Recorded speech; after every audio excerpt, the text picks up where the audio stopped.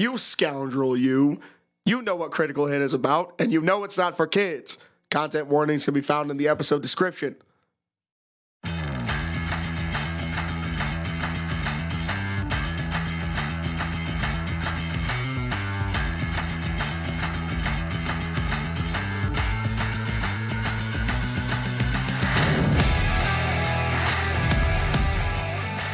Hello, world, and welcome to another episode of Critical Hit, the Foul Mouth podcast where we talk about everything. I am your host, Red King, and with me always is Crimson and Chrono Warden. Happy spring! Oh, shit, yeah, it's actually spring now. Tonight, we are talking about video game movies, and 95% of them suck. Yeah, no surprise. We're talking about bad video game movies. Arguably the only type of video game. I mean, there's some. Well, even a broken clock is right twice a day is one of the most famous sayings. So eventually you have to hit a good video game movie. Fair enough. But you can't polish a turd. Also true.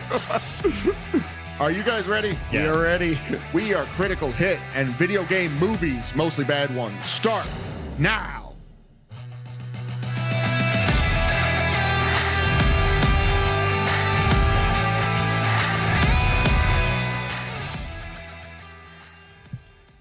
So a quick, before we begin, right? Did anybody else see the announcement for Counter-Strike 2? No. Yeah, I saw that you posted that. Yeah, dude. Chat. Holy shit. Yeah, I'm a little surprised. Kind of a stealth release too. Yeah, that was kind of surprising. Like, usually you would think that would be a lot of attention. You know what I'm saying? And it's like, no, they just kind of. It sounds about right for Valve. Yeah, it's been, true. What, 27 years? Yes. Yeah. 22 years. I was exaggerating. I didn't know I was going to be that close. I honestly didn't even know Valve was still releasing games because there was Counter-Strike. Well, they did Half-Life Alyx not too long ago. Yeah, the VR only. Yeah, that's true. One of the greatest experiences you'll ever have, but you have to buy thousands of dollars worth. No, you can run it on an Oculus. Oh, that it requires a little bit of home brewing. Well, you got to plug it into your PC. Yeah, because you kind of like circumvent. It's gonna ask you for the Valve Index. Yeah, it wants you to use the index, but you don't have to use the index. Yo, can we talk about, since we're talking about VR, like, you guys seen PSVR 2, right? Yep. Like, that controller, when I saw that you can control each individual finger because of touch sensors, I lost my shit. Yeah, the problem is it costs as much as the fucking console.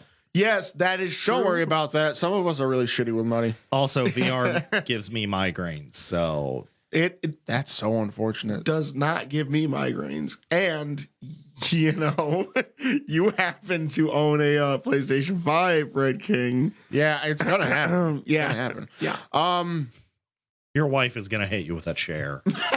I won't even see it coming. You're gonna be like, yeah, I'm playing Counter-Strike 2 on my PS2 VR. Obviously not, but we'll go with this hypothetical, and she's just gonna pick your recliner up and Hulk out on you. That might be sick. I hope they do that. I hope they add some VR, because that would be cool. So shit, video game movies. Super Mario Brothers, 1993. We might as well start with what is essentially the first one. Yeah. So fucking terrible. Hollywood once upon a time decided that video games were getting big enough and that enough people played them and knew about their characters that it'd be worthwhile to create movies based off of them. I mean, you want to talk about terrible ideas? Most of them are just god awful. Bowser turns into a fucking raptor, not a dragon. Yeah. Just a raptor. Yeah. A shitty CGI, which, remember, Jurassic Park 1 had already come out. Yeah. So you couldn't have just bought one of those raptor fucking practical effects and just slapped it in there. Well, the fucking Koopa Troopers look disgusting. Like they look like Goombas too. Were like yeah. That I think that actually might have been what I was thinking about. Was the Goombas were disgusting. Yeah, they looked like freaking mutants.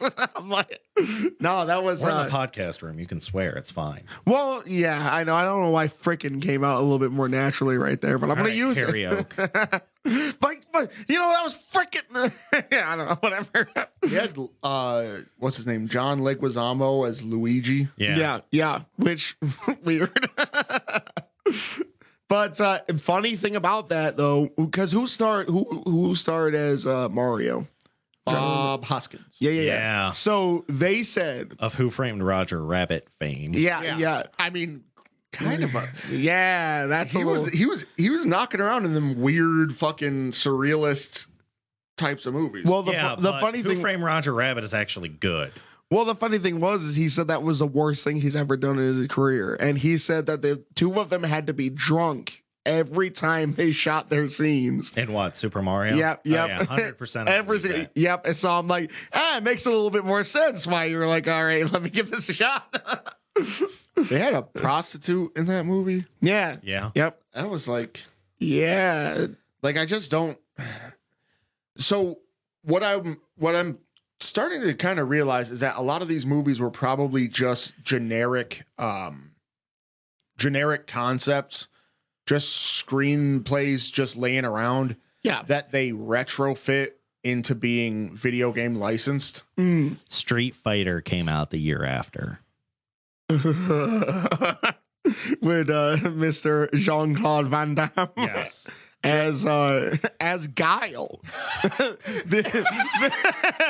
the all-American soldier, Guile. Yes. Yeah, he literally has American flag tattoos on both arms, and you chose Jean-Claude Van Damme. Yeah. And it's hilarious. It's hilarious to see him try to like America out, but he's just got that heavy fucking accent. I mean, it's hilarious. I mean, that would be like getting Arnold to play like. That is true, because it really was. And like, wait a minute, we just made a connection here, right? We just connected two movies, didn't we? Because who was fucking M. Bison? Raul Julia or whatever. Was he the bad guy in no, he wasn't. I fucked up on that one. I thought he was the bad guy in Who Framed Roger Rabbit. No. They look Doc equally Brown as crazy. Yes. So here's the thing, I will say, and Cousin Fester, Uncle Fester. Yes. Mm-hmm. I would say he was in the Addams Family. Yes. Yeah. I would say Raul Julia as M. Bison, as weird as it was, for some reason there was something endearing about him. Like, do you remember the one scene where he's like controlling all of his fucking war machines through a fight stick? Yep. And like, it wasn't even like he was so amped about it. Yeah, and he's just sitting there and he's like got this cheesy ass look on his face, and he's legitimately like, they didn't even change the colors of the buttons. They were just multicolored buttons on a fucking fight. I'm like, what the hell? Okay, so I'm looking up the cast. Kylie Minogue is Cammy. Yeah. Kylie Minogue is kind of a Minogue is kind sorry. But Double Dragon actually came out in between Super Mario Brothers and Street Fighter. So here's the thing. I will give Double Dragon a pass. So this is why. There's not a lot to it. Yeah, there's not a lot to it. Are you a bad enough dude to save the president? That's pretty. Yeah, like if you got a story it that been Jean-Claude Van Damme and Arnold Schwarzenegger. Are you a bad enough dude to save the president? Oh, absolutely. I love saving the president. And then they like do like the fucking Predator high five. Yeah. Fucking Predator high five, man. No, I love that shit because Jean-Claude was like, I can't remember the exact line. Oh, motherfucker. Like, I'm going to kick M. Bison's ass. I'm like, and he was like trying so hard to be American, and he was just, he just. Give him credit. He tried. Yeah. I mean, true. True. Yep. So, I mean, I'm trying to find like Fight. Do you remember Ryu and Ken?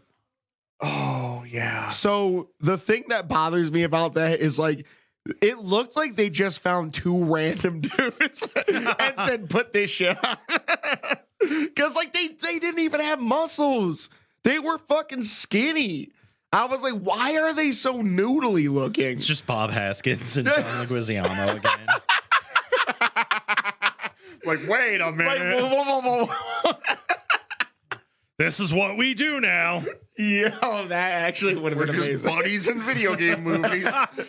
So I do actually want to give a shout out. Now here's the thing: I want to say his name is actually pronounced Uwe Boll, but it's spelled Uwe Boll. Uwe.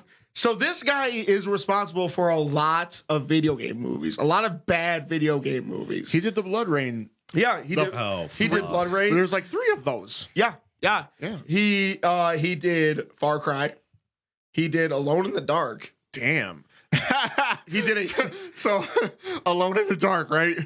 We were me and Crimson were checking out some of the Switch online Game Boy Color titles, and they have Alone in the Dark.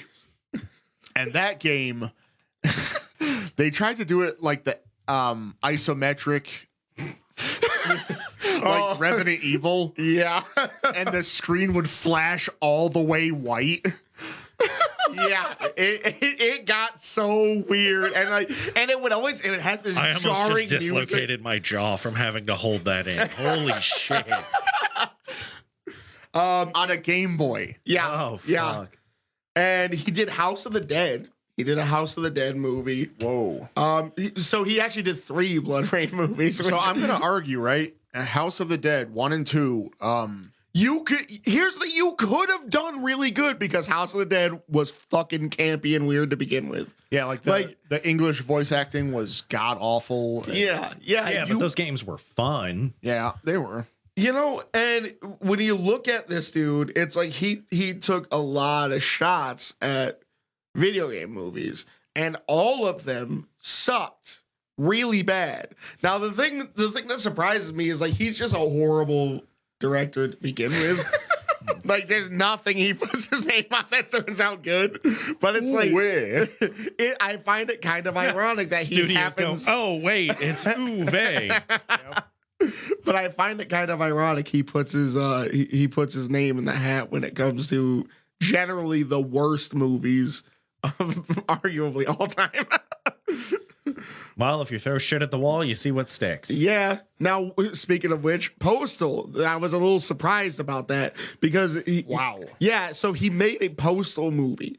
And if you remember Postal, that was already kind of off the wall enough in general as a game. Yeah, but that shouldn't be made into a movie. Yeah, But even been a game. Oh, but he did, and he didn't hold back.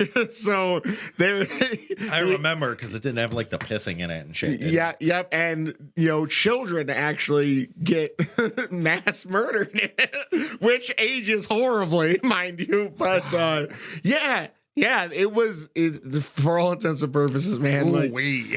Ooh-wee. Bowling. Yeah, yeah. It was. I was a little surprised to find that out when I saw his robust catalog of horrendous. Yeah, because now I think about it, he was. Yeah, he went in. Yeah, Directed by Uwe Boll. This is gonna be bad. No refunds. No refund. Yep. And he tried to get in on everything before it got big. He tried to get in on video games, comics, like everything that eventually turned into a pretty big industry as far as movies go. He tried to get there first, and he failed miserably.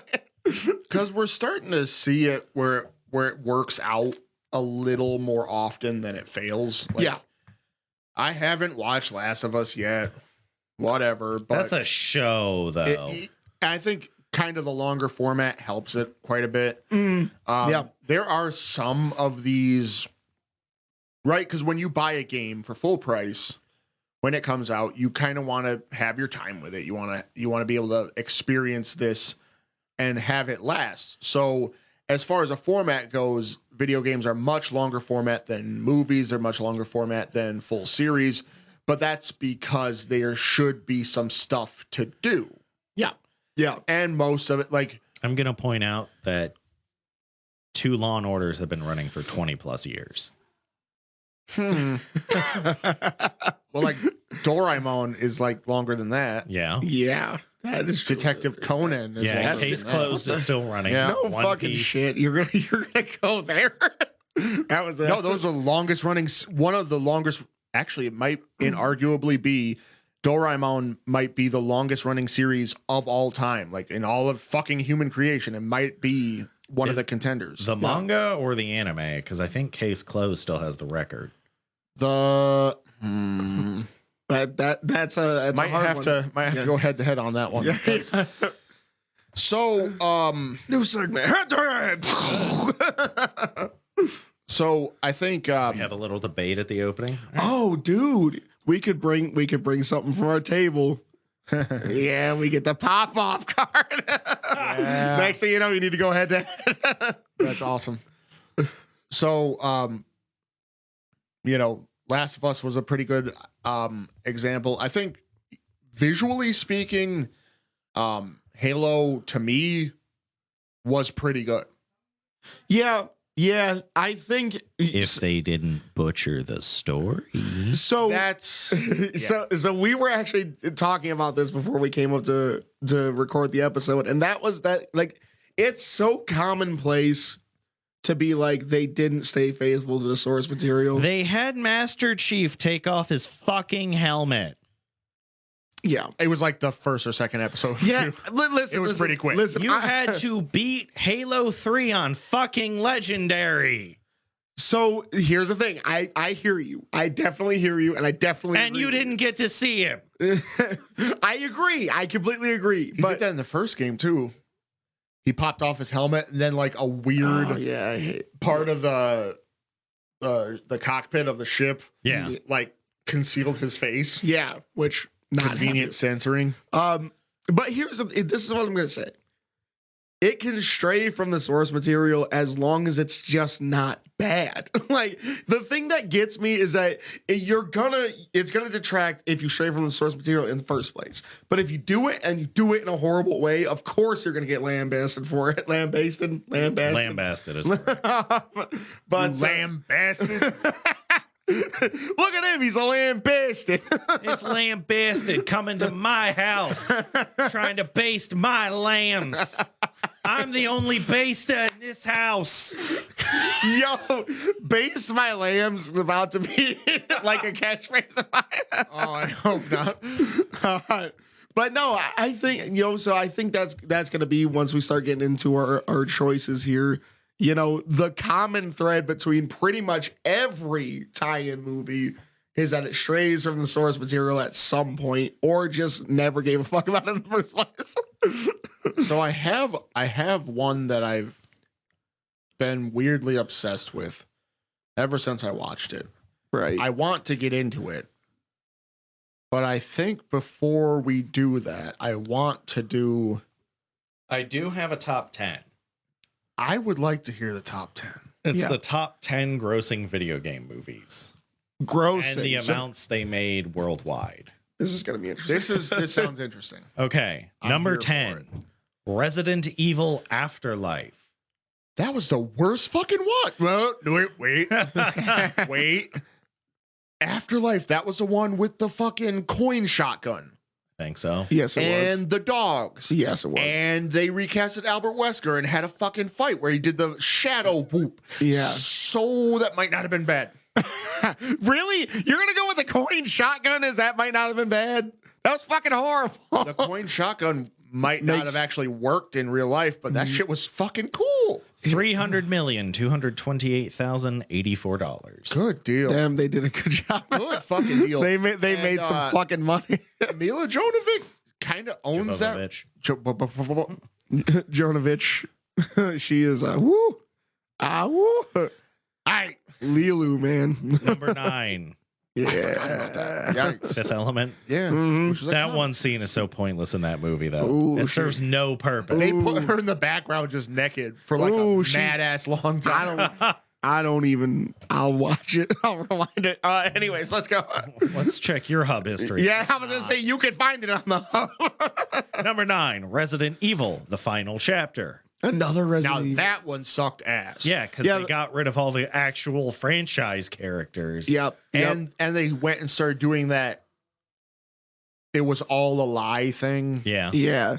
Was that the one where they brought the chick back from like the original one? I think so. I think that might have been the one because she came back as a super clone and fought Mila Jovovich. Yep.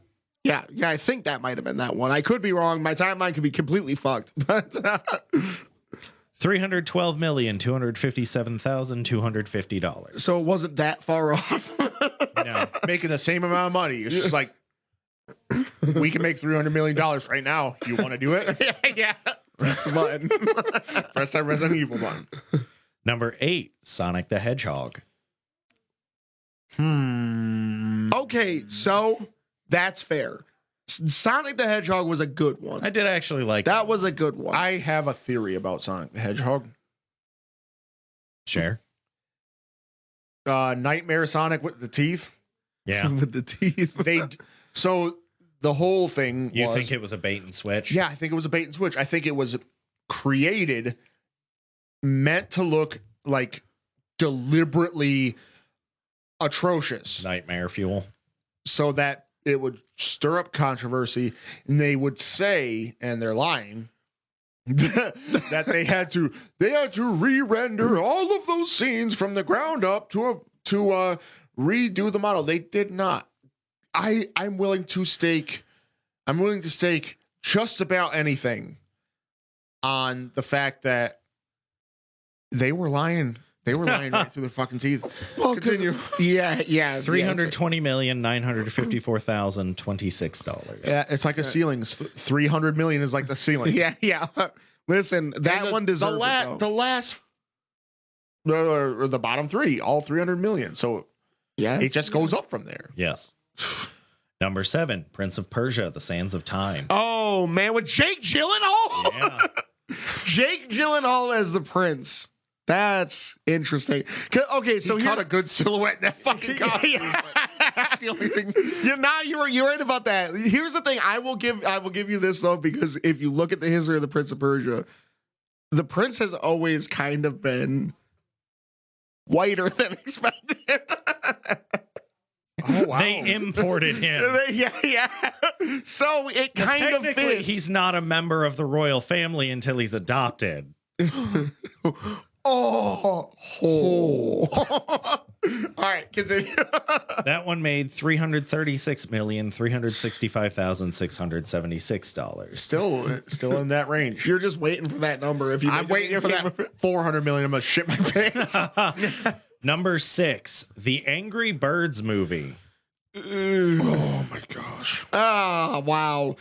My kids be watching Angry Birds, and I got. Well, to be fair, they did release it at like the height of the popularity of that franchise. Rovio. At Rovio.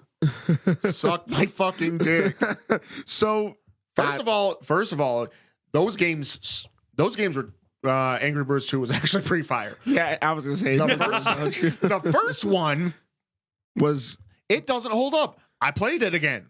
The first one sucks. It's like a random number generator. The physics never checks.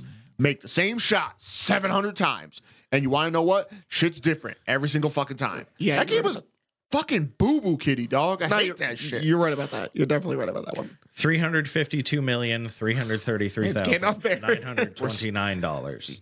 It's creeping. It's crazy to think that they just do this shit. Well, it's like such a shit. But it makes sense. Monetarily, that shit makes sense. Yeah. Make 300 million. Like that. Right, but then you have to look at the budget for these movies. I don't want to look at the budget. Well, I can tell you that the Super Mario Brothers movie lost $8 million. Whew. The 90s one? The 1993. It lost how much? $8 million. Did you? $1993. Yo. So when money meant something. I do have a question. Did you really just clarify if it was the 93 movie? Shut up. Because you don't have box office numbers. Shut the fuck up, movie. Number 5, Uncharted. Whoa. That's number 5. $401,748,820. It's the sound of shitting. Here's the thing. People just went to go watch that just to see how bad Tom Holland is as Nathan Drake. Fuck off. I haven't actually seen the movie, so There's no fucking shot that Tom Holland. He looks a little baby face. Yeah. But you want to know what they did? They made it a Nathan Drake origin story. So he's young. He is young. Yeah, but they got Mark Wahlberg in that. That's what I'm saying. That's tangential. Because I have okay, some Mark fine, Wahlberg whatever. We'll agree to disagree on that fucking movie. I will never shut the fuck up. Number 4, Sonic the Hedgehog 2. Oh shit. I never watched 2. I haven't And either. Knuckles, and Knuckles is played by Idris Elba. Oh, I want to watch it just for Knuckles because Knuckles is my favorite Sonic character. You know what? That goes hard, bro. Dude, his fucking stages in Sonic Adventure 2. Yeah. Best fucking stages. Soundtracks. Oh man, here's the thing. If you ever want an interesting, I'm not gonna bring it up because it kind of goes deep. But if you ever want an interesting story, look into the rapper who did the songs for Knuckles stages in Sonic Adventure 2. Wow. There's a whole controversy Okay. behind that whole big controversy. Dude didn't get paid. What? Yeah. No, I think I vaguely remember that. Yeah. Sega fucked him. Sega, you scumbag. Yeah. Well, He also went to jail a couple times, so whatever. yeah, but a man still deserves to make his bread. Yeah, no. Also, Completely agree. that makes that rap like fucking You got some street cred, which also means Knuckles has street cred. fuck. That is awesome. $404,372,904. Get it. Nice. Get it. You deserve that. Number 3, Rampage. Whoa. Chill. Wait. Wait a minute. Yes. The Rock in a sweaty white t-shirt. Dwayne The Rock Johnson. Talking to a gorilla. A CGI Yeah. King Kong motherfucking gorilla. Yep. Mhm. So it's like That made more money than Sonic. 1 and 2. First of all, ain't Not combined, though. nobody plays Rampage. I play Rampage fuck on that. the I was N64. gonna say we fucked that shit up. Yeah, I love fucked Rampage. up, man. But who the fuck are these posers pumping them fucking? It's because it had The Rock in it. I hate that though, because like Listen, as someone who works in an electronics store, like we could literally have a section of just Rock movies and it would sell out every week. Right. We've literally had an entire shelf where it's just The Rock and they just sell. See, I have nothing against Dwayne The Rock I don't Johnson either. as but here's the thing. Fuck him in the XFL. How's that? He's that's fucked. And He's the same guy. Yeah. Every movie. Yeah. Yes. He's the dude from Jumanji. Yeah. And the Tooth Fairy. Yeah. And he was also on Doom. Yeah. Who Semper Fi. motherfucker? Speaking Yeah. of terrible fucking movies. Yeah. Right. Fucking had the Slayer take his helmet off. Yeah. I feel like you have something against. If a character doesn't show their face, it's for a good reason. I'm glad they have not made a Metroid movie yet. Yeah, but Samus has shown her face at least. True, but you can't do my girl like that. Well, I'd be more concerned about them like just trying to make it like a fucking cheesy Zero Suit Yeah, movie. that's what I'm worried about. instead of her being Instead of being badass. actual Sam. Like yeah. your They thirsty do ass other would M. Yeah, They do other M as the story instead of like fusion or something. Here's the thing: you would thirst so hard. I probably would, but here's the He's thing: having a war in his brain where, as a fan of the franchise, he's like, no, this would be terrible. But the thirst part is like, let's go. damn it, Bring it. damn it, Like I will pre-order all of the entire theater. But I'm going to jail like Pee Wee Herman. Next up, let's go. $428,028,233. $428 million. All right, solid numbers. Insane to me. Fuck you, but solid numbers. Number 2, Detective Pikachu. Oh, okay. You know what? That I liked that movie. Yeah, it was a good movie. It was a good movie. I'll argue that's a good movie. Nightmare fuel Pokemon though. Yeah, for sure. Mr. Mime was sickening. Mr. Mime is a nightmare no matter what the context, because he will totally try and bang your parents. Yep. For real. Yeah, story wise. And imagine that fucking creepy Delia looking. Ketchum is now Mrs. Mime. What's the $433,230,304. It's Pokemon. Here's the thing. I'm surprised because That it didn't go. something beat it, and I'm interested to see What actually topped it is surprising. Warcraft. Warcraft. Warcraft is number one Hold for up. video game grossing movies. So I will say this: Warcraft needed to be a longer movie. It was actually they picked the least interesting story they could have picked. You could have done Illidan versus what's the fuck his name? The elf. I can't remember. No, Illidan is the elf. What the fuck is the Dark Death Knight's name? Arthas? Yeah, something like that. Here's the thing. I'm gonna say yes, they could have picked a better story, but what I will say is this: it was good. It was a good movie. I have seen a lot of the stuff about it that it's actually not a bad movie. Yeah, had it been a generic fantasy movie, it probably, I don't know if it would have been better received or worse received. I think it should have been a trilogy. I think they were aiming for that. Yeah, and they didn't get it. But it's the highest grossing video game movie of all time. But can you make lightning strike twice or 3 times? Yeah, because that's the scary Uwe part. Boll shit his pants 3 times. So He's not in here, is he? I do want to point out that none of his movies were successful. I get it. I dig it. But Did you know this? He made all of his movies on his own time. oh boy. He was also one of those people who hired actual fucking prostitutes in his movies. Yeah. So what's the damage? $439,048,914. It's a squeaker. They play them games close. They do. Yeah, they really do. Those numbers. The biggest jump is between Angry Birds and Uncharted. By about $50 million. I guess that's kind of to be expected. It's like you kind of were like punching low, and then suddenly it was just like Uncharted. It was like, oh, yeah, that's fair. No, that's insane. I love that list. That's such a weird. That was a roller coaster, boys. That was really crazy. Yeah.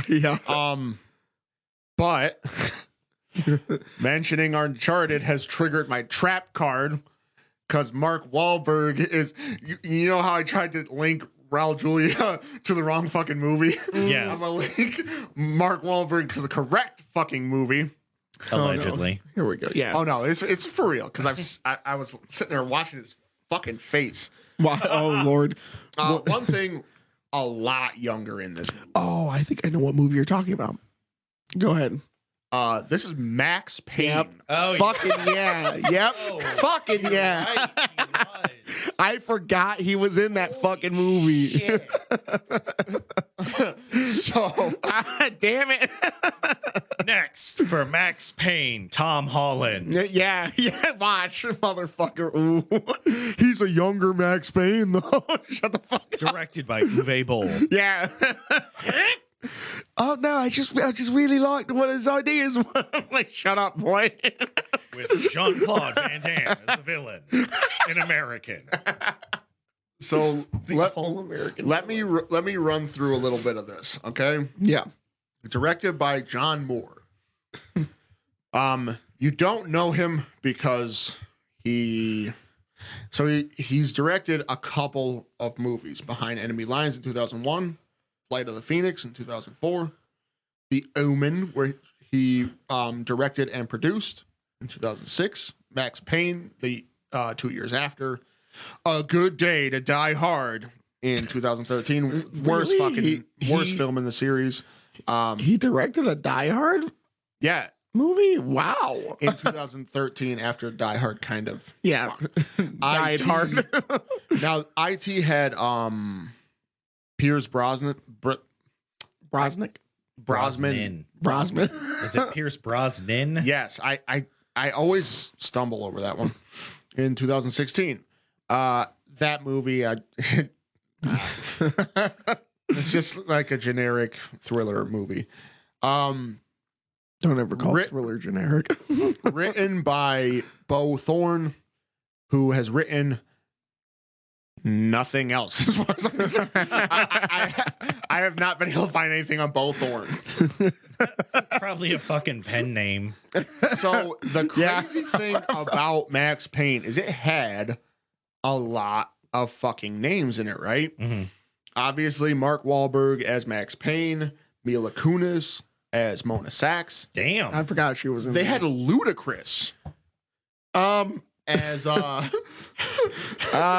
Jim Bravura, the internal affairs agent who goes to take down Max Payne after he's been framed for murder. Big name, but weird choice.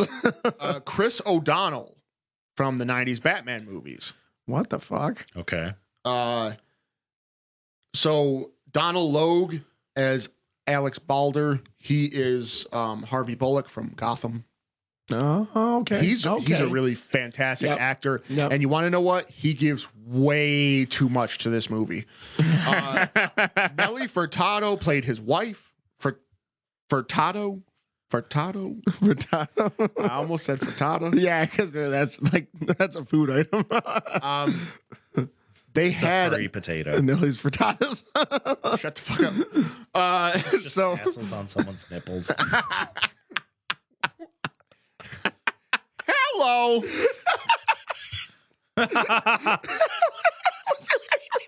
They had Beau Bridges, older brother of Jeff Bridges. Eh?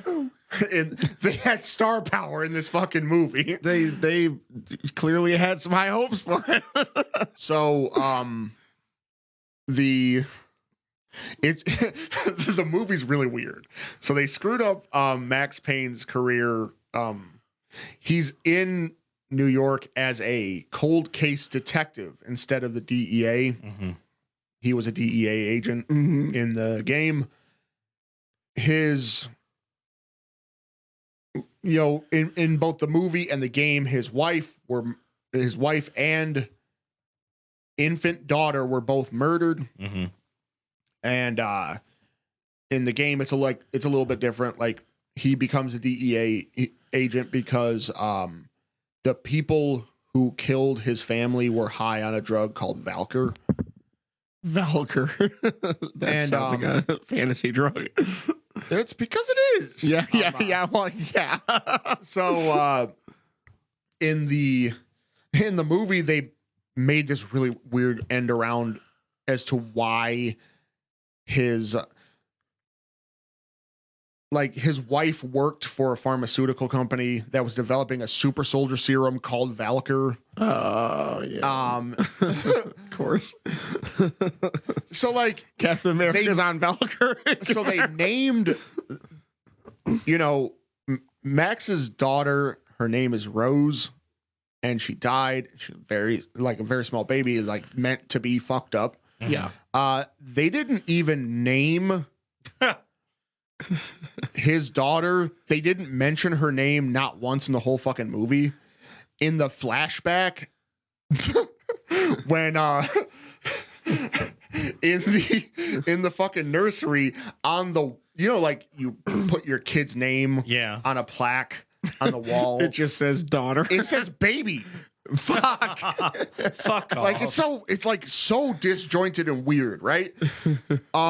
Maybe they thought it'd be too dark. They turned Valkyr into like such a weird thing because it was just a designer drug in Max Payne. Mm-hmm. And Max Payne takes it.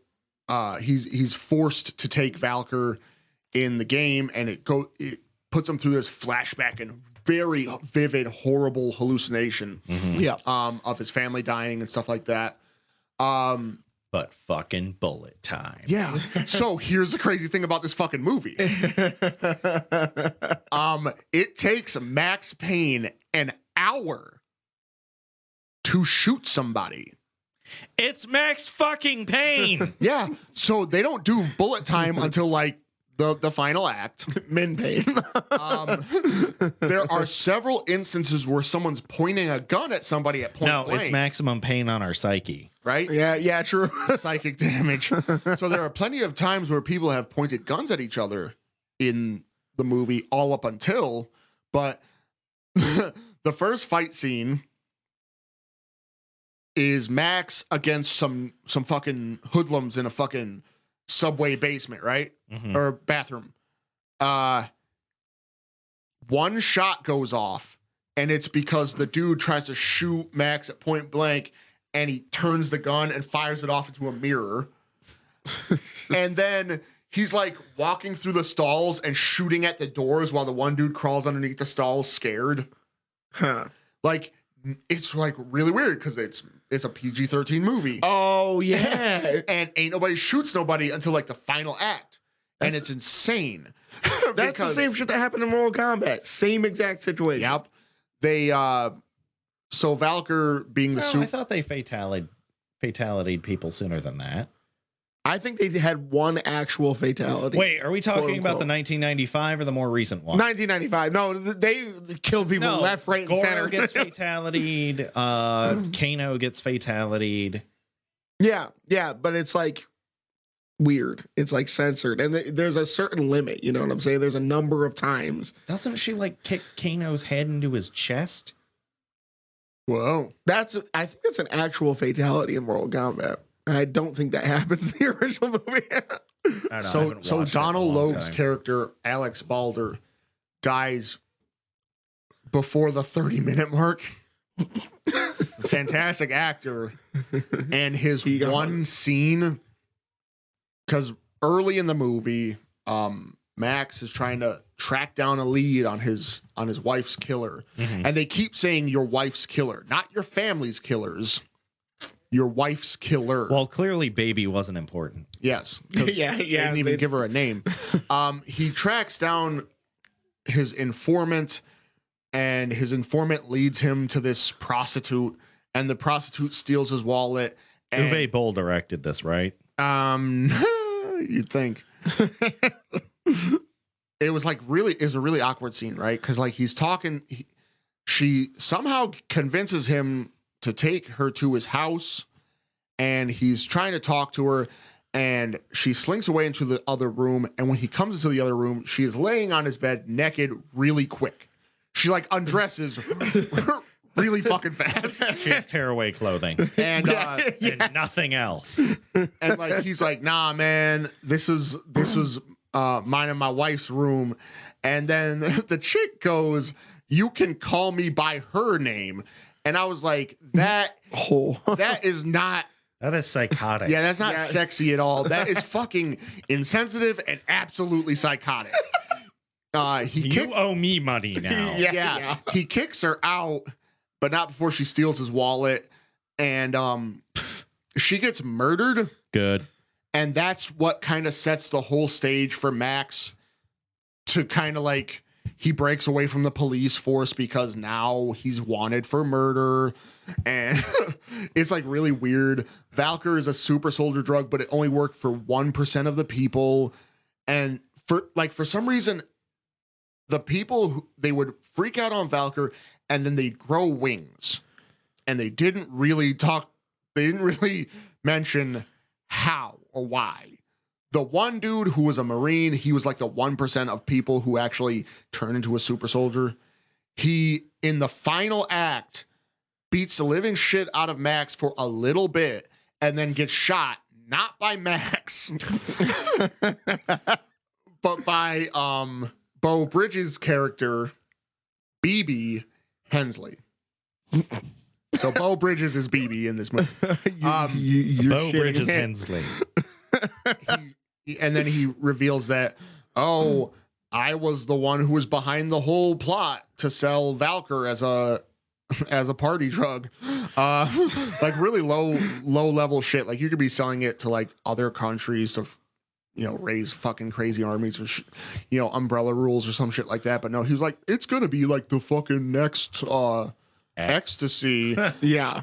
And the pharmaceutical company that created Valkyr, Max's wife worked for them, And so for some flimsy reasoning, he had to send some goons in there to kill to kill her and a baby. And like they do like the stereotypical lead Max out to the docks and they're gonna throw him off. They're not gonna like shoot him in the head and make sure he's actually gone. They're gonna chuck him. That violates villain rules. Yeah. You gotta give the hero one extra chance. But the thing was, it was just crazy, right? So they take him to the docks, and the dude gives him 2 doses of Valkyr for no ass reason. He just stuffs it in his pocket, and then is like, "Oh, we're gonna get you now." Max runs away. They shoot at him a little bit. He jumps off the edge. He's in freezing water, and they don't follow up on it. They're like, "He jumped. Let's go." And they leave really fast. They're just like, as soon as he hits the water, they're like, all right, we're down here. My nipples are getting hard. They're chafing. Yeah. So exactly. It must have been that type of like we gotta get out of here. My nipples are chafing. Let's go now. And who's putting aloe on these bad boys? They must have sprinted because he wasn't down for very long. And then swam out and climbed back up onto the docks, and he was drowning and succumbing to hypothermia. So he takes the 2 shots of Valkyr. How's he drowning on the dock? I get hypothermia, but it was weirdly deep. Like it was just. This movie is not weirdly deep. It's incredibly shallow. He takes the Valkyr, starts to see angels and stuff flying around, and then goes on a drug-fueled rampage, and then gets his revenge. And then he's standing on the top of the Acer is the name of the name of pharmaceutical company. He's standing on a helipad on top of the Acer headquarters building. And he's just given up on life. And then he sees a hallucination of his wife and daughter, and she's like, "This isn't your time yet." And then somehow they jump cut to him and Mila Kunis's character, and they're just in the bar. And they're like, "We're just gonna be vigilantes or some shit." It was really dumb. That's something really Mark Wahlberg ending. Like they didn't explain how he got down because he went on a rampage. Yeah. He grew wings. He must have at the last second. Or he's actually dead. So Probably. This was a betrayal of the. This was a betrayal of 2 things. 1, star power, because it had a pretty good cast. Yeah.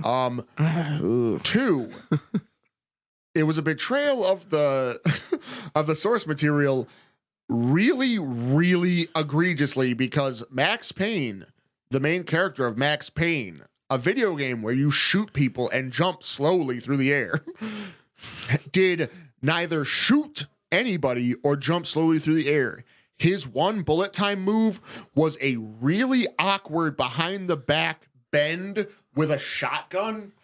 Oh Lord. And he like did the limbo and then shot a dude who was standing on a catwalk, and I shit you not, he did a backwards bend, shot the dude on the catwalk, and then they showed an unrelated clip of a dude getting shot and bouncing up against some fucking shutter doors. What the fuck? This movie was just so fucking horrendous. It was so apeshit bad. And I've been morbidly obsessed with it. That's remarkably horrible. That's it. That's that movie. That's fucking. So it seems like I said earlier, the common thread seems to be like the rampant betrayal of the actual source material and the story that you take it from. And here's so I started out my journey with my horrible video game tie-in movies, and I was going to, because we talked about it in the car, I was gonna go with Mortal Kombat, because at first I was like, man, that movie sucked. And then I went back and watched it, and in hindsight, it didn't really suck that bad. No, the first one is actually pretty good. Yeah, and Annihilation is bad. Yeah, yes. Which I was thinking, oh, I could just shift over to that. But then I went down an interesting rabbit hole. The Uwe Boll hole. We'll call it.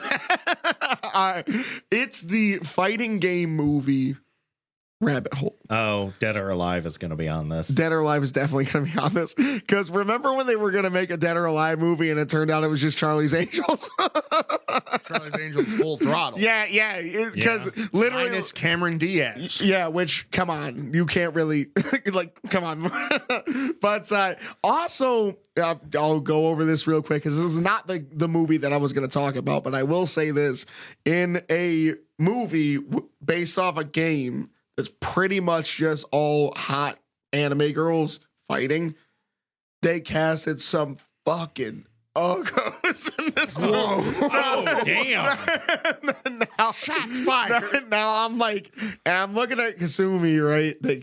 I don't remember the actress's name. I don't care to look it up.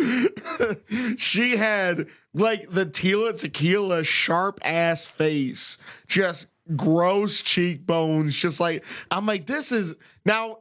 Stop! She's already dead. No, I'm not gonna go any further, because it is kind of fucked up. But there's not really. Yeah, you. Oh. Yeah. Show him. Show him these actresses.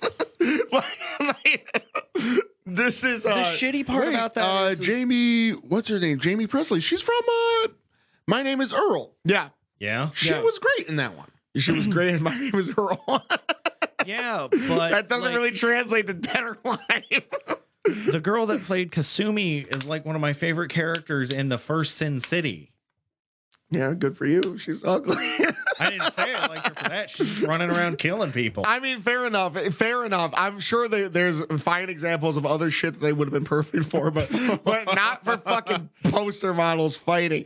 Anyways, I'm going to go into the actual movie I was going to talk about, because it eventually led me to Tekken. The Tekken movie. The 2008 Tekken movie. Because there's been a lot of different Tekken movies since. Some of them being CGI. Some of them most of them. All of them being CGI. There was a 2008 Tekken movie? There was a 2008 Tekken movie. Yeah, it kind of goes under the radar a little bit. So the plot roughly is... So do you remember how in the actual Tekken story, I'm going to call her Jun Kazama, because turns out her name is actually Jun, not June. Kazama is killed by Ogre. Right. This time, not so much the case. So basically, the idea is, in this movie, there's 2009. Because I Googled Tekken 2008, and all I got was Taken, which is 2008. That's funny. 2009. My good bad. Movie though. Really good. So the first one. Loosely, the plot is there's 8 mega corporations that essentially divide the world. Now, one of the biggest one is... So Street Fighter is a cyberpunk series then. It's a dystopian nightmarescape. Tekken is. Oh, yeah. I meant Tekken. Yeah. In this story, not in the actual Tekken story. Oh, that's a shame. So the 8 mega corporations divide the world, and the biggest of them is Tekken Corporation. So this is the main thing. You're gonna start seeing this. This is gonna get fucking annoying. So in the actual Tekken story, the biggest, there's 2 big corporations. There's G Corporation and Mishima Zaibatsu. Mishima Zaibatsu is the fucking main one. It's been there since Tekken 1. So Heihachi Mishima is the head of the Tekken Corporation. Ooh. Which already pisses me off. So they end up sending an elite task force known as the Jackhammers. That sounds like a porno group. Yeah. So here's the thing: the Jackhammer, just smooth jazz playing as they come in. Yeah. I'm a purified. I think that's the lyrics, but whatever. Are sent to go and kill Jun Kazama. Don't exactly remember why, because the story was incredibly fucking disjointed. But so they're all set to kill Jun Kazama. So they do successfully kill her. So instead of Ogre doing that, this elite task force, which instead of being Tekken Force, like it is, because they already have names for all of it. Yeah. There's some part of it. Yeah, they keep switching it up, and they make everything else Tekken except for Tekken Force, which is fucking stupid. No, they're the jackhammers. Yeah, they're the jackhammers. Fucking idiots. So basically, you flash forward to Jin Kazama being an adult now, and he's looking to get revenge for the death of his mother. Mm-hmm. So he knows where to go. You know, where are you going to go? Tekken City, of course. Oh, my God. So there's Tekken Corporation, who runs Tekken City, and they have fucking jackhammers. So, anyways, they go to the outside of it's like the slums in around Tekken City. So this is where they start to diverge from that a little bit. I believe it's called Anvil, if I remember correctly, which is the why? Yeah, that's what I'm saying. Why couldn't they call it Tekken? Now this is where the Tekken tournament, the Iron Fist tournament. Oh, they have a sequel. Yeah, I was getting to that. Sorry, dog. So here's the thing. They I don't exactly remember why they had a tournament. And it really doesn't make sense because it's not like they don't have a ring that everybody gets into. It's just they randomly fucking find each other, and then it's like they're just running up on the street. Yeah, it's Street Fighter. So, and then above them appears this fucking versus screen. It's stupid. It's really corny. So they try to make it video game. Yeah. So Jin ends up friends with Christy Montiero, which he doesn't interact with at all in the actual Tekken storyline. Steve Fox and Raven. Weird fucking comp, because if you remember, Raven was actually against Jin Kazama because he worked for G Corporation. Yep. So he ends up friends with all these motherfuckers who end up trying to help him find what he thought at the time was Heihachi Mishima. Wasn't Heihachi Mishima. The guy who played Heihachi Mishima, by the way. Like, you remember Heihachi. This dude's fucking, he's jacked. He fucking catches axes with his teeth. Like, the motherfucker was mean. Yeah. They got this freaking old sack of nothing to play him. And I'm like, nothing against them. Obviously, old people in real life, you know, they're generally not as jacked as a fucking early 20s bodybuilder. He was Shang Tsung in the 95 Mortal Kombat. Yes, he was, but he did horrible. Okay, so I'm going to butcher this name so you could run it, Chrono. Okay. Kari Hiroyuki Tagawa. There we go. Yeah. Fucking A. He's got a pedigree. You fucking watch your mouth. He's got a pedigree, but he sucked in this one. And he also, he wasn't the main point. Kazuya was the main point, obviously. So Kazuya, you know, it turns out it was because of Kazuya that Jun ended up getting killed by Jackhammer. Again, you couldn't bother me to tell you exactly why or how that played out because it doesn't fucking make sense. She was working for rival H Corporation. Probably. Or Hecken Corporation. Tekken Corporation versus Hecken Corporation. So he did be a heckin' startle. So you know, I'm gonna do a quick little fast forward because here's the thing: at the end of the day, it was an excuse to have people in cosplay of Tekken characters fight each other with competent martial arts. The fights weren't horrible, but at the end of the movie, Jin ends up facing off with Kazuya, beating Kazuya, not ultimately killing Kazuya, which was weird because I think they tried to leave that open for an actual sequel. So that didn't work out. So Tekken 2, Kazuya's Revenge, which I never watched. Could you even find it? I don't think I could. And here's the interesting fact. So, and I'm gonna kind of take this. It's probably a bit of hyperbole, but I'm going to take this title as the one who found possibly the lowest grossing video game movie of all time. So Tekken 2, Kazuya's Revenge, was actually a prequel following Kazuya's story, loosely, I'm sure. And the only box office numbers it has to report is $9,240 in Singapore. I would point out that still technically made more money than the Super Mario Brothers movie. Fair enough. Fair enough. That's insane.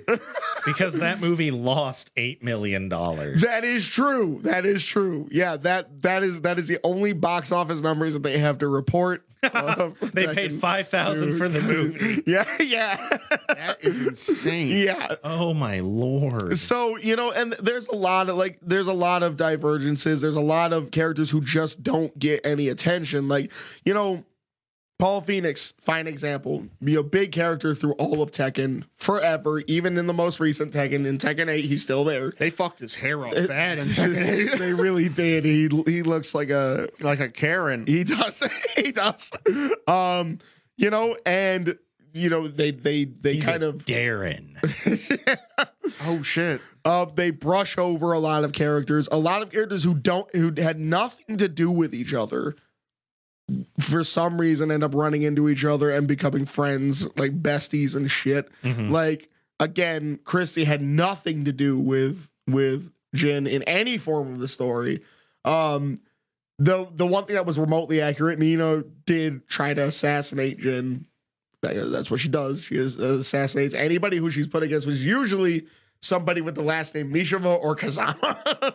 Yeah. So that is somewhat accurate.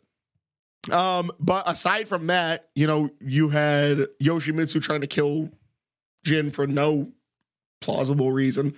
Yoshimitsu really has no ill will against particularly anybody. Yoshimitsu is like fucking Robin Hood. That's the whole fucking point. Yeah. He doesn't. And who the fuck is Steve? Steve Fox has nothing to do with the Mishima bloodline. Zero. Yes. Like he's kind of his own thing. He's technically Nina's son. Yep. I mean, he's more clone bullshit, but The costumes in this movie. I approve. Yeah. So and that that's the thing is you could sit here. It's essentially the movie. So the Tekken story, I'm gonna remind you, was a bit disjointed to begin with.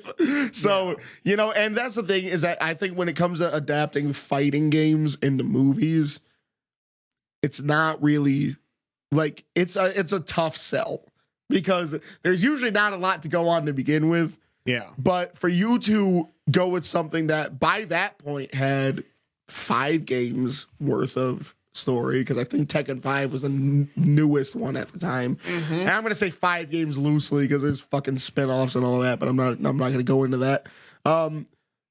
You could have done something. You could have hobbled together something because they did more with less. Yep. In OVAs and stuff. And managed to Yeah. So I'm like, it was more, if for nothing else, just a backdrop to have people in semi-neat costumes fight, which you could have. Fucking high-end cosplay fighter. Yeah. And let's be honest, you could do that in a YouTube series nowadays. That would be an interesting video game, though. High-end cosplayers fighting. But no, I spent $3,000 on his costume, and I hand glued everything with Elmer's. And now we fight to the death with my sword.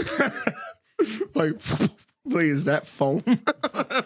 It's a sword. You're supposed to fall down. The object of the game would be to somehow manage taking your opponent down and not breaking the cosplay. Yeah. The sword can only swing so many times, so you got. Oh, yeah, we've broken ourselves a game right there. Interesting. Yeah, no, that's mine. And you know, I could go over many other horrible fighting game movies, but that one was a bit atrocious to me, just because at the time I was a huge fan of Tekken. I still am a pretty big fan of Tekken. It's just a lot that goes into playing that fucking game. So yeah, that hurt me. Okay, I did the Prince of Persia. Ah, nice. Damn it. Nice. Let me give you a preface here. I fell asleep in the middle of this movie, woke up and missed nothing. Oh, Jake Gyllenhaal, man.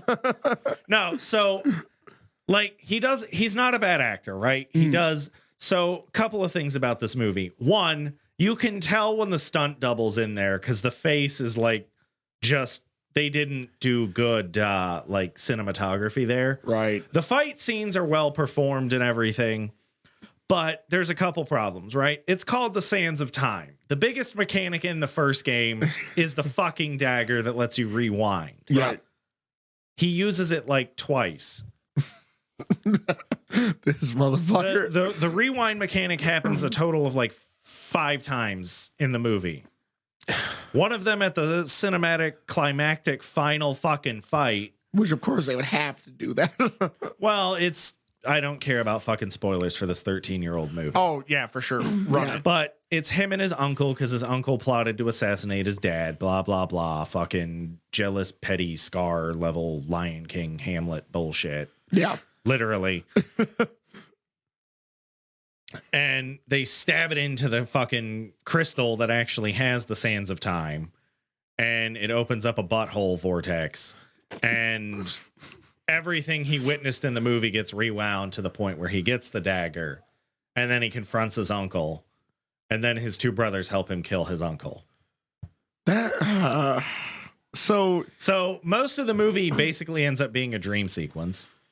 oh wow. Whoa, Wow. That's dirt.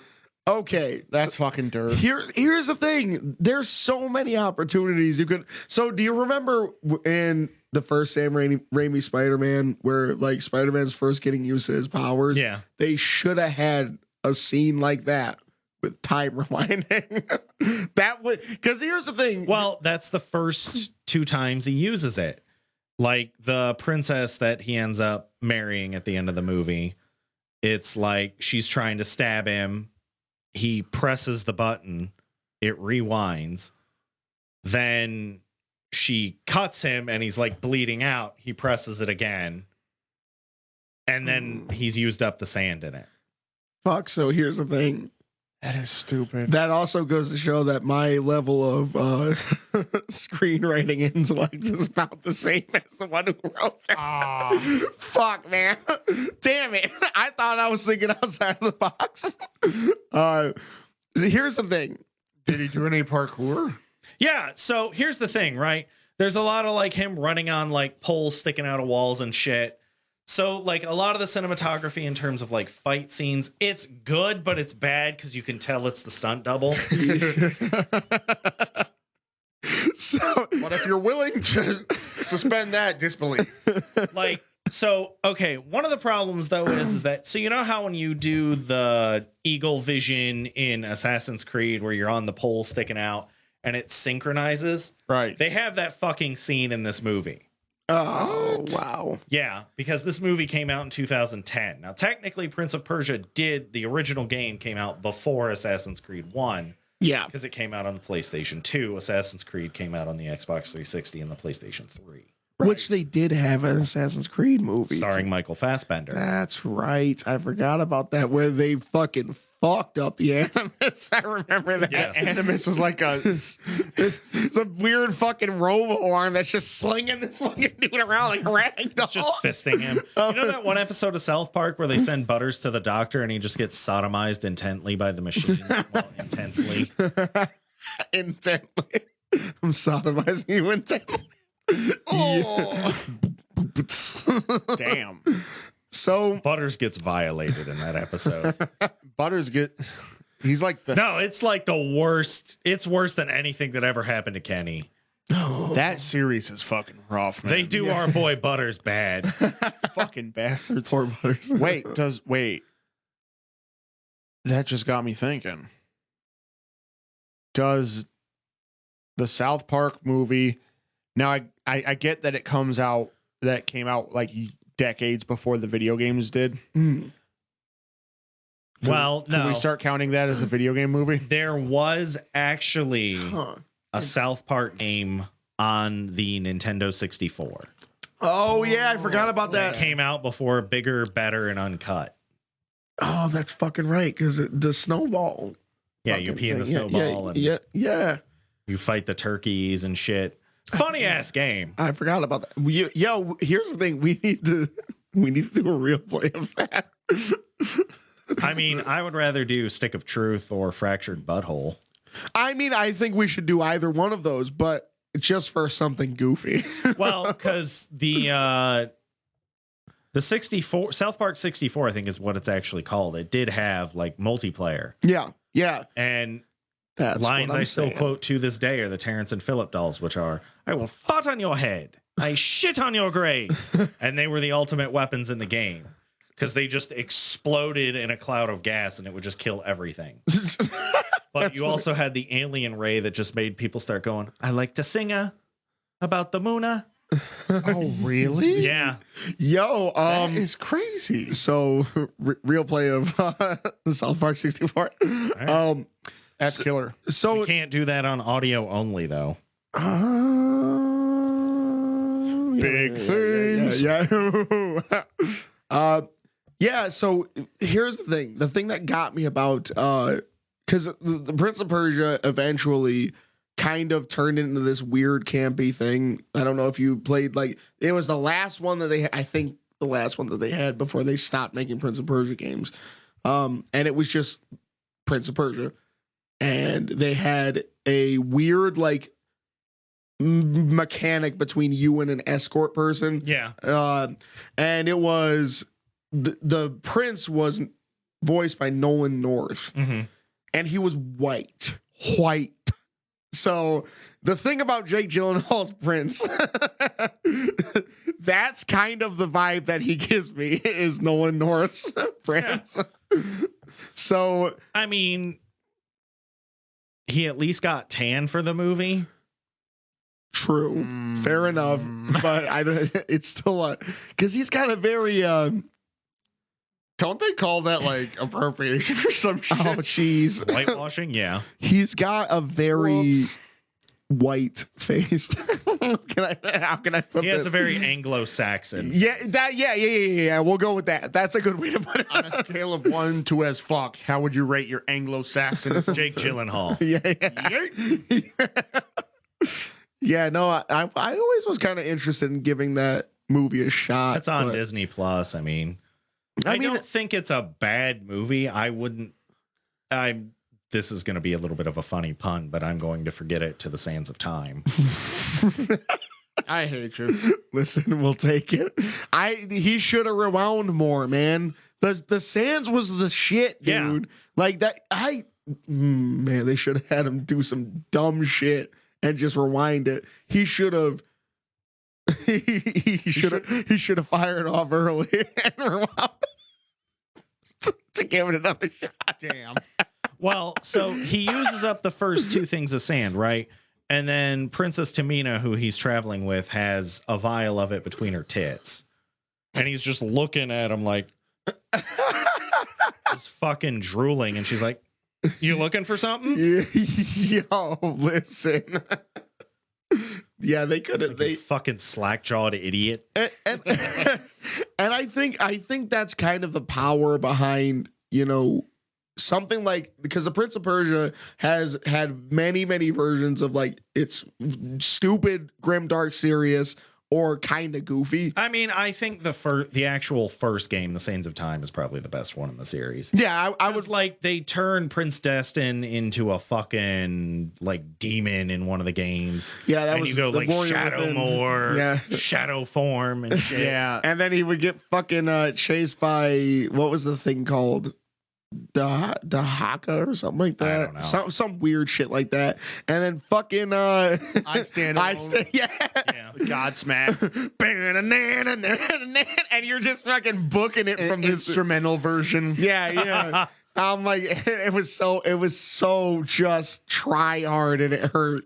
That was amazing though. But I think they could have embraced the fact that you can kind of be like fun in that. And I think that's kind of like, it's an incredibly campy movie. Yeah. It doesn't take itself too seriously.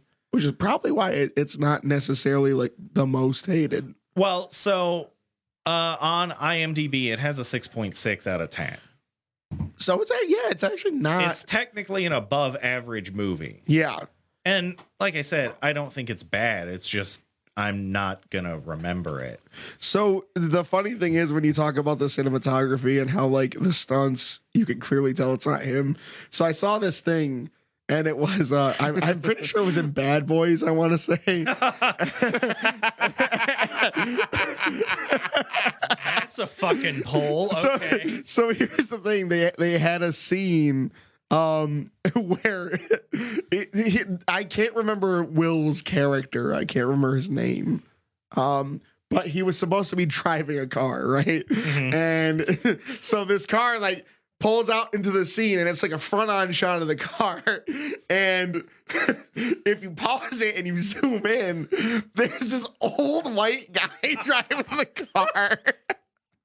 And so you see this and somebody fucking cut this shit together. And I don't know if this is an actual reaction or somebody was just brilliant.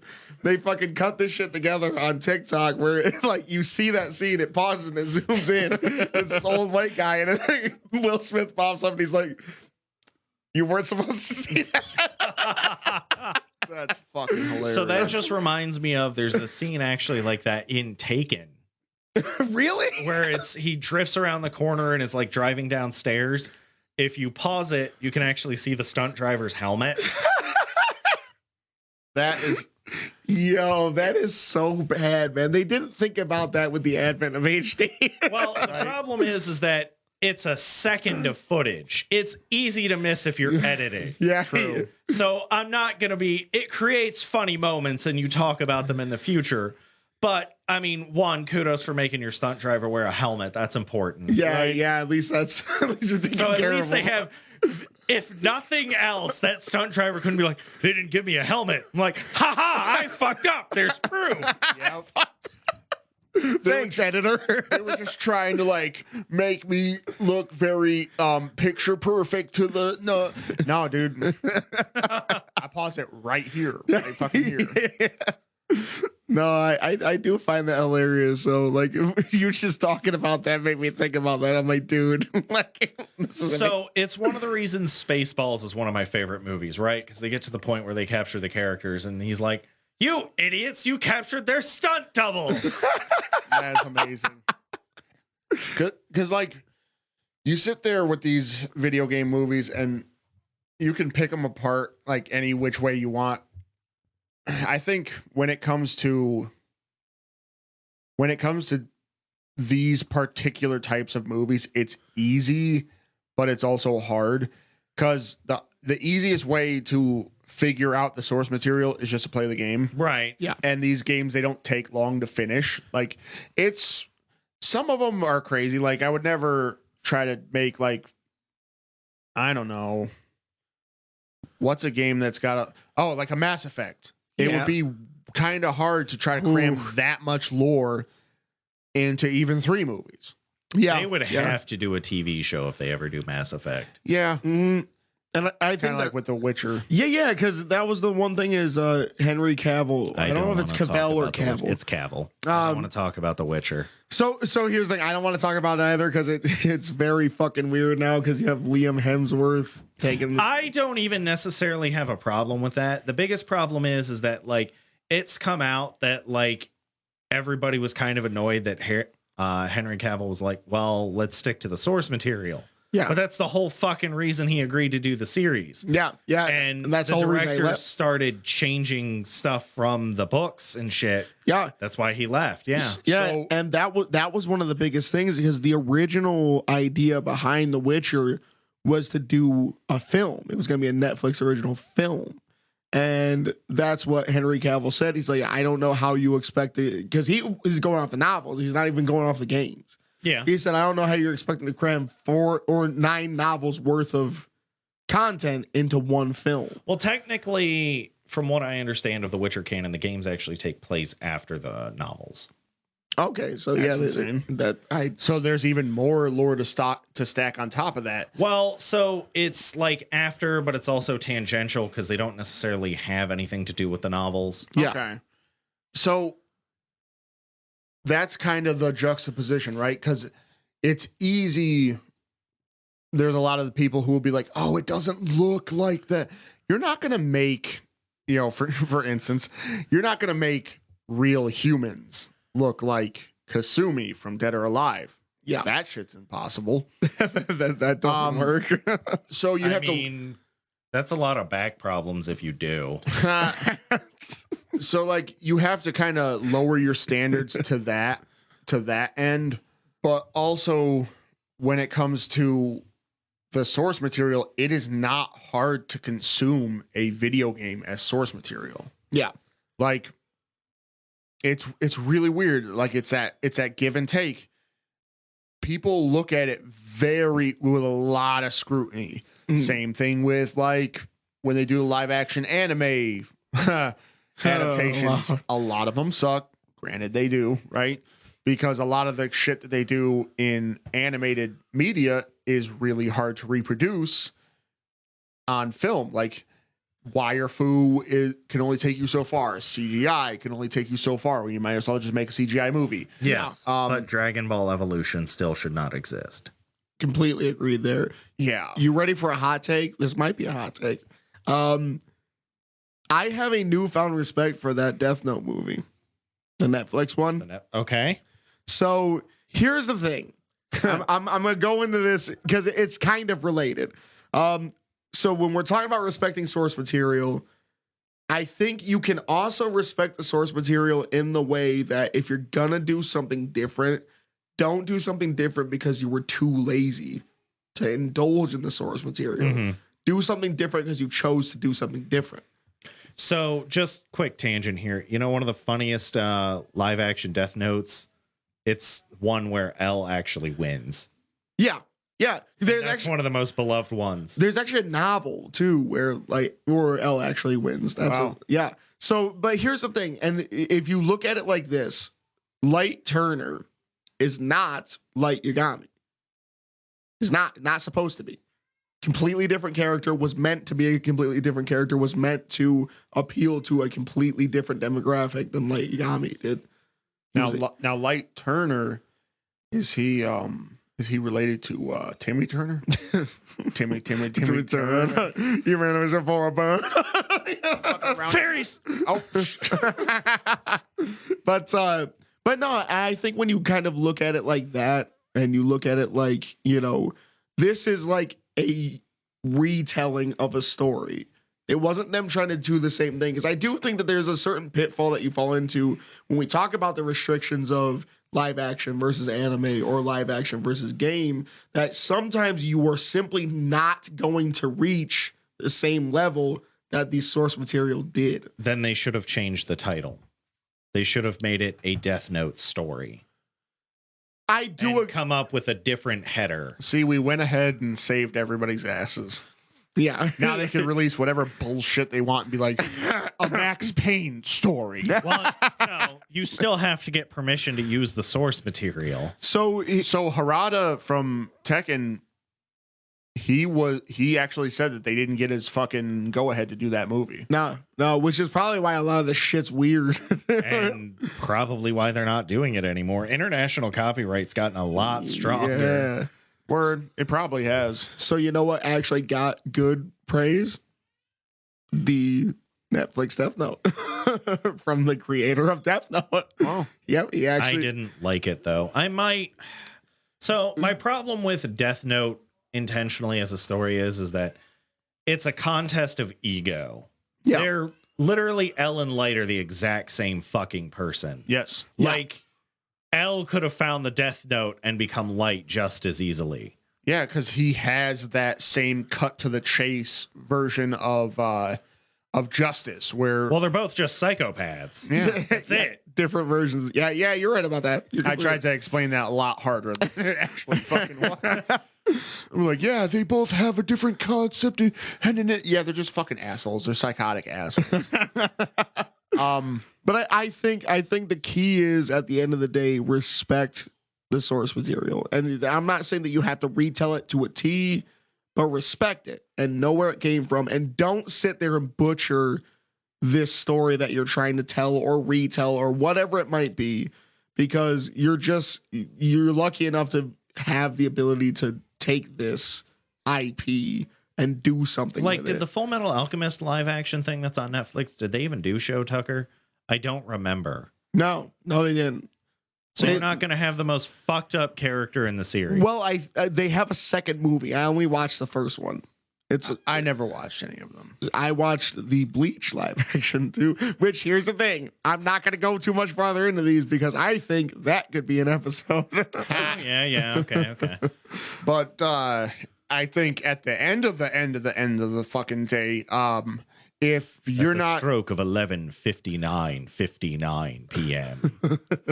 and he didn't jump once. Oh, actually he did. He slow-mo jumped and shot a fucking door open.